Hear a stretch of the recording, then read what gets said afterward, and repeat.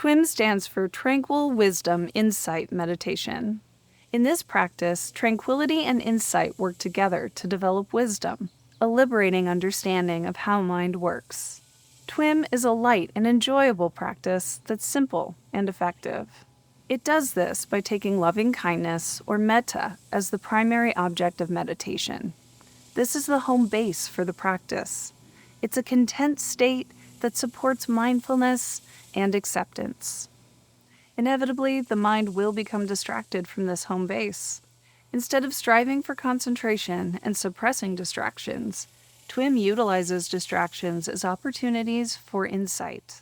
It does this with a clear and reliable method called the 6 R's. The 6R method allows the practitioner to meet distractions with kindness, relaxation, and a smile.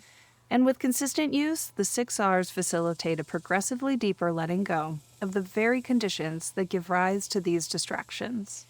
This combination of loving kindness and the 6 R's can lead to rapid progress into meditative states, or jhāna. These states are markers on the path to liberation from the causes of suffering.